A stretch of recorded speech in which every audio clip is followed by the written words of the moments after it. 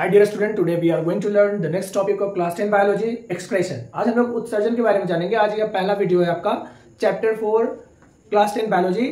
उत्सर्जन में क्या करना होता है और कैसे ये फंक्शन काम करता है, उत्सर्जित पदार्थ किसे कहते हैं, जल का संतुलन क्या होता है, इन सभी चीजों को जानेंगे। तो आज पहला चैप्टर का पहला आज यूनिट है, यूनिट 1 चैप्टर 4 एक्सक्रेशन। तो आइए हम इसको देखें कि इसमें क्या हमें करना है। तो सबसे पहले हम लोग देखते हैं कि उत्सर्जन जो पार्ट 4 है आपके क्लास 10 के बायोलॉजी के 4 चैप्टर जो है उसमें क्या क्या करना है, क्या हमें जानना है और what is the important things of this topic, this chapter. We are going to learn about this all topic and which is not beneficial only for your examination but also for the competitive examination. So you must have to go through these all units and lessons and maybe a bright future ahead, no doubt. So without wasting of time, we are going to learn the next very nice topic that is called excretion. उत्सर्जन के बारे में देखें हम लोग। तो इसमें क्या था, सबसे पहले पीछे की जो वीडियो है उसमें हम जाने थे कि पाचन क्रिया क्या होती है, डाइजेस्टिव सिस्टम के बारे में जाने थे, आहार नाल का क्या फंक्शन होता है और उसके बाद जो पाचन क्रिया हो जाती है तो पाचन क्रिया के बाद जो अपशिष्ट पदार्थ शरीर में बनता है उसका क्या होगा और उससे कैसे शरीर से बाहर निकलता है, इन्हीं सब बिंदुओं के बारे में आज हम जानेंगे। तो आइए देखिए यहाँ पे पाचन के बारे में थोड़ा हम पीछे वाला चैप्टर से थोड़ा समझें कि आहार नाल जो हो गया हम लोगों का, जिसमें आहार नाल में मुख गुहा से आरंभ होती है और आहार नाल कहां तक जाती है, तो मुख गुहा हो गया, ग्रसनी और ग्रास नली आ गया, इसके बाद अमाशय में गया जहां पे भोजन पचा, उसके बाद गया कहां पे, छोटी आंत में गया, छोटी आंत से फिर कहां गया, बड़ी आंत में गया, बड़ी आंत से फिर क्या हुआ, यह रेक्टम में गया और अंत में जो हो गया मल द्वार के द्वारा। यह सारा जो सिस्टम कहलाया यह आहार नाल कहलाया। इस सिस्टम के आधार पर लोग जानेंगे क्या कि आहार नाल में पाचन के बाद यानी पाचन की क्रिया हो जाती है, उसके बाद पचा हुआ भोजन, जो भोजन हम लोग मनुष्य या जीव जंतु कोई भी all living things they get their meal food and then after they complete their all digestive system, वो कंप्लीट करते हैं। इसके आधार पर वो क्या करते हैं, पाचन करते हैं। पचा हुआ भोजन अवशोषित होकर परिवहन द्वारा कोशिकाओं में पहुंच जाता है। जो भी भोजन हम लोग करते हैं या जीव जंतु जो भी लिविंग थिंग्स है वो भोजन करते हैं और भोजन करने के बाद जो पचा हुआ चीज है उससे जो हमें एंजाइम्स मिलते हैं, विटामिन मिलते हैं, प्रोटीन मिलते हैं, कैल्शियम मिलते हैं, खनिज लवण या जो भी हमारा पौष्टिक तत्व है वो प्रत्येक सेल में चला जाता है, प्रत्येक कोशिकाओं को वो ट्रांसफॉर्म हो जाता है और इसके बाद यहाँ उपापचयी क्रिया होती है। तो इस क्रिया को क्या बोलेंगे, उपापचयी क्रिया बोलेंगे। हम आगे हम लोग देखते हैं उत्सर्जित पदार्थ एक्सक्रेशन क्या होता है। तो हेडिंग लिखेंगे उत्सर्जित पदार्थ यानी अपशिष्ट और हानिकारक पदार्थ जो प्रत्येक लिविंग थिंग्स के शरीर में बनती है उसे बोलते हैं उत्सर्जित पदार्थ। इसका डेफिनेशन क्या है देखें यहाँ पर कि उपापचयी क्रिया के बाद जैसे ही पाचन की क्रिया कंप्लीट हो गई, राइट, तो उपापचयी क्रिया के बाद कुछ ऐसे पदार्थ, कुछ ऐसे हमारे शरीर में एंजाइम्स के सेक्रेशन के बाद जो पदार्थ बनते हैं, पदार्थों का निर्माण होता है। यानी जब पाचन क्रिया हो गई उसके बाद ऐसे पदार्थों का निर्माण हुआ जो शरीर के लिए अनावश्यक है, अनयूज्ड, उसका शरीर में कोई फंक्शन नहीं है, कोई रोल नहीं है एवं विषाक्त होते हैं। जो उत्सर्जित पदार्थ होते हैं वो अनावश्यक हो गए क्योंकि उसमें जो भी हम लोग भोजन किए या जीव जंतु भोजन किया उससे सारे enzymes, protein, vitamin, calcium, carbohydrate, पौष्टिक तत्व शरीर के प्रत्येक सेल में पहुंच गया, राइट। अब इसके बाद क्या हो गया, जो अपशिष्ट पदार्थ बना जिसका उसका इंपॉर्टेंस कोई नहीं है शरीर में, शरीर के लिए अनावश्यक है, यूजलेस है, वह अनावश्यक पदार्थ क्या करेगा, जो विषाक्त होता है, क्या होगा, विषाक्त भी होगा। इन्हीं पदार्थों को उत्सर्जित पदार्थ कहते हैं। शरीर में जो अनावश्यक पदार्थ हो गया वह क्या कहलाएगा, उत्सर्जित पदार्थ कहलाएगा, याद रखेंगे। अब आगे देखिए वो क्या है कि उत्सर्जित पदार्थों का शरीर से निकलना बहुत ही अनिवार्य होता है। यानी उत्सर्जित पदार्थ का प्रत्येक जीव जंतु के शरीर से बाहर निकलना बहुत ही इंपॉर्टेंट होता है, या ना निकलने पे शरीर पे अनेक तरह की बीमारी उत्पन्न करती है और यहाँ तक कि मृत्यु तक भी हो जाती है। अब आगे देखते हैं लोग उत्सर्जन, हेडिंग लिखेंगे, नेक्स्ट टॉपिक है उत्सर्जन यानी एक्सक्रेशन। व्हाट इज एक्सक्रेशन, उत्सर्जन क्या है। अब इसका डेफिनेशन को जाने हम लोग कि यह होता क्या है।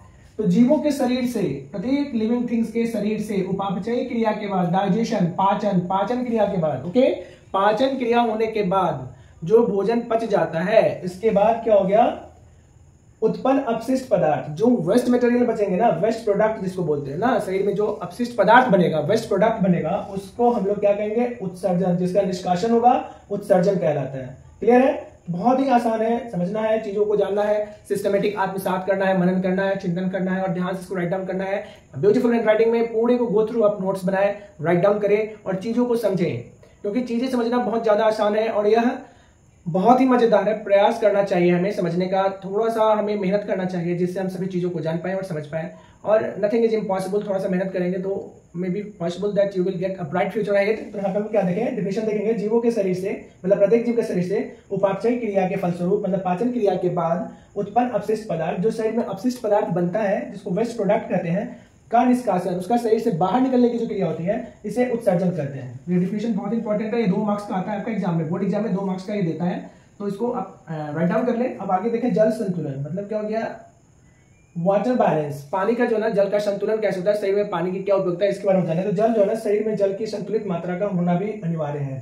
हमारे शरीर में जल बैलेंस करता है, पाचन की क्रिया करता है, और 70% ऑफ होल बॉडी जो भी है 70% वाटर होता है, लिक्विड्स के द्वारा ही शरीर का बैलेंस होता है, तो पाचन क्रिया में मदद करता है। तो क्या इसमें लिखेंगे कि शरीर में जल की संतुलित मात्रा का होना भी अनिवार्य है। क्यों अनिवार्य है?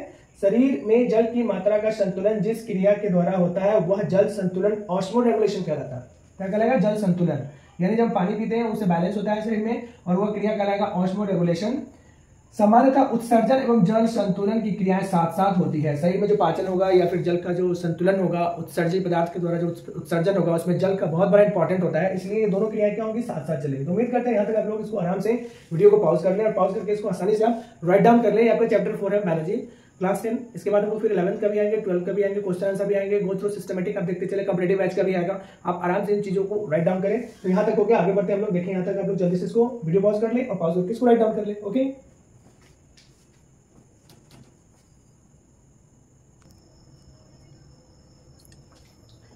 अब हम लोग देखें आगे क्या है। जैसे कि उत्सर्जी पदार्थ के बारे में बात करें कि शरीर से जो अपशिष्ट पदार्थ होता है उसे उत्सर्जी पदार्थ बोलते हैं। किन किन रूप में होता है, किस फॉर्म में होता है, और ये कैसे साइड से आउट होता है, एक्सक्रेस कैसे होता है, इसके बारे में जानते हैं कि इसका एक्सकर्शन कैसे होता है। तो यहाँ पे देखिए क्या, जंतुओं में, लिविंग थिंग्स में, जो भी सजीव है उसके शरीर में बनने वाला, एनिमल्स जानवर की बात की जाए कि जंतुओं के शरीर में बनने वाला सबसे प्रमुख उत्सर्जी पदार्थ कार्बन डाइऑक्साइड CO2 होता है। याद रखेंगे, बहुत इंपॉर्टेंट है कि जंतुओं के शरीर में बनने वाला सबसे प्रमुख उत्सर्जी पदार्थ क्या कहलाएगा? कार्बन डाइऑक्साइड CO2 कहलाएगा।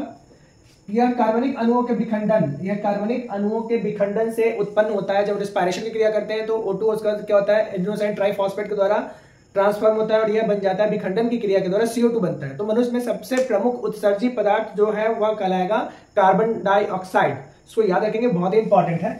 आगे देखेंगे CO2 का निष्कासन यानी कार्बन डाइऑक्साइड का निष्कासन जंतुओं के शरीर से अलग अलग ऑर्गन्स, अंगों के द्वारा होता है। प्रत्येक जीव जंतु में सांस लेने की प्रक्रिया अलग अलग चरण में होती है। उन सभी चरणों से CO2 का निष्कासन विभिन्न प्रकार से अलग अलग तरह से होता है। जैसे हम लोग क्या देखें यहाँ पर कि जो श्वसन अंगों की बात की जाए तो श्वसन अंग क्या हो गया? फेफड़ा, दूसरा हो गया गिल्स या गलफड़ा, और तीसरा हो गया ट्रेकिया यानी कि श्वास नलिका। यानी जो कीट पतंग है, कीड़े मकोड़े हैं, वो सब ट्रेकिया या श्वास नलिका से श्वसन क्रिया करती है। क्लियर है? अब दूसरी बात देखी जाए कि जो एक्वेटिक एनिमल है, पानी में रहने वाले जो एनिमल्स होते हैं, उनमें श्वसन की क्रिया जो होगी वह किससे होगा? गिल्स में होगा। फॉर एग्जांपल फिश, मछलियां जो होती हैं गिल्स के द्वारा श्वसन क्रिया करती है, पानी के अंदर श्वसन क्रिया करती है।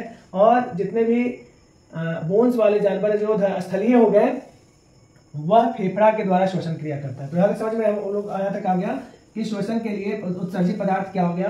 अब हम लोग देखते हैं प्रोटीन, जो खाना खाते हैं सभी जीव जंतु या इंक्लूडिंग ह्यूमन की बात की जाए तो प्रोटीन के विखंडन में, जब प्रोटीन का शरीर में विखंडन होता है तो शीघ्रता से अमोनिया बनता है, NH3 अमोनिया का निर्माण होता है। यह बहुत बड़ा एक उत्सर्जी पदार्थ है अमोनिया। और यह अमोनिया क्या है? जंतुओं के लिए अत्यंत विषैला है। क्या है? बहुत ज्यादा विषैला है। और यह अमोनिया जो है जल में घुलनशील है। तो जलीय जंतु में जो अमोनिया का निर्माण होगा वह क्या करेगा? अपने स्किन से, ऊपर से स्किन से ही इस विषैले उत्सर्जी पदार्थ को वाटर पानी में छोड़ देगा। तो उसमें क्या हो गया? एक सुविधा हो जाती है यहाँ पर कि यह जंतुओं के लिए अत्यंत विषैला होता है, यह जल में अत्यधिक घुलनशील है। कौन? अमोनिया जल में अत्यधिक घुलनशील है, जिस कारण से जलीय जीव अपने स्किन से यह उत्सर्जी पदार्थ कहाँ छोड़ते हैं? तो पानी में छोड़ देते हैं। तो याद रखेंगे यहाँ पर कि जल में अत्यधिक घुलनशील है और स्थलीय जीवों में अमोनिया जो हो गया यूरिया के रूप में ट्रांसफॉर्म हो जाता है। यानी कि अमोनिया जो बनता है ना वो यूरिया में ट्रांसफॉर्म हो जाता है, बदल जाता है।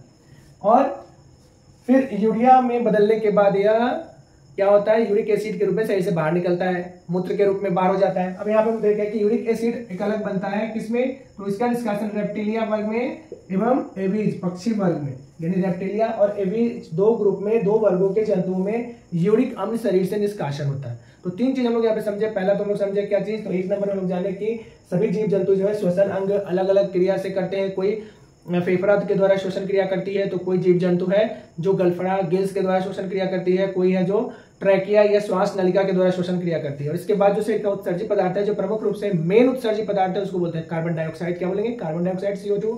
और इसके साथ ही शरीर में प्रोटीन यानी खाना जब खाते हैं तो पौष्टिक तत्व की बात की जाए, प्रोटीन, कार्बोहाइड्रेट, वसा, खनिज लवण और क्या बोलते हैं विटामिन, ये सभी जितने भी 5 पौष्टिक तत्व आएंगे वहां पर प्रोटीन का काम क्या है? प्रोटीन के विखंडन से शीघ्रता से अमोनिया बनेगा।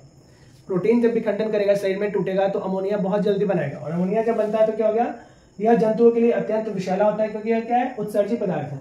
अब यह जल में अत्यधिक घुलनशील है, जल में घुल जाता है, जिस कारण से जल में घुलनशील है, तो जलीय जीव जंतु के लिए ज्यादा जटिल कार्य नहीं है, ज्यादा हार्ड वर्क नहीं है उसके लिए, वो सीधा अपने स्किन से इसको बाहर कर देगा, उत्सर्जी पदार्थ के रूप में शरीर से बाहर कर देगा। परंतु जो स्थलीय जीव है, जो जमीन पे रहते हैं, उसमें अमोनिया क्या होता है, ट्रांसफॉर्म हो जाता है किसमें, यूरिक एसिड, यूरिया में हो जाता है, और यह मूत्र के रूप में शरीर से बाहर निकल जाता है। अमोनिया चेंज हो गया किसमें, स्थलीय जीवों में, याद रखेंगे स्थलीय जीवों में यह यूरिया में बदल जाएगा और यह उसके बाद मूत्र के रूप में बाहर जाएगा अपशिष्ट पदार्थ के रूप में।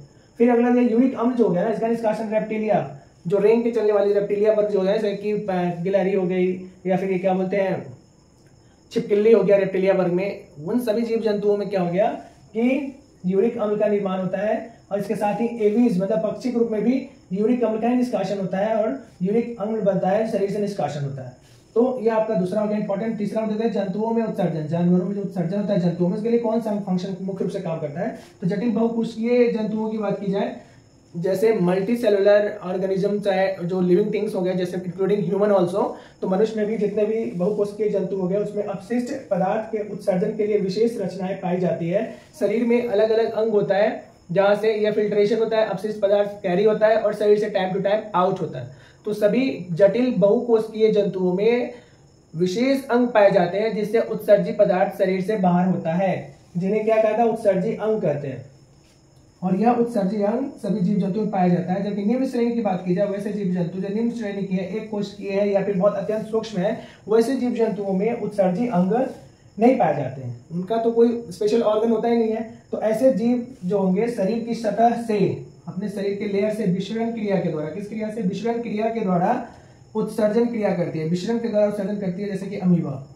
तो याद रखेंगे निम्न श्रेणी के जंतुओं में विसरण क्रिया के द्वारा उत्सर्जन होता है पदार्थों का, जबकि हाई वर्टिब्रेट जटिल बहुकोशिकीय में विशेष अंग पाया जाता है जिससे कि वह उत्सर्जन का कार्य करते हैं। तो आज हम लोग यूनिट 1 देख रहे हैं, क्लास 10 बायोलॉजी चैप्टर 4 का यूनिट 1 है। आज के वीडियो में कितना देखें इंट्रोडक्शन और सभी जीव जंतुओं के बारे में, उनका उत्सर्जित पदार्थों के बारे में समझे। अब नेक्स्ट वीडियो में देखेंगे मनुष्य का उत्सर्जन। तो आज के वीडियो में इतना ही रहने देते हैं, अगले वीडियो फिर मिलते हैं, तब तक हमें इजाजत दीजिए। यदि वीडियो पढ़ने हैं तो लाइक सब्सक्राइब और शेयर करना ना भूलें। Wish you all the best, take care, bye bye, thank you, जय हिंद, आपका दिन शुभ हो, थैंक यू।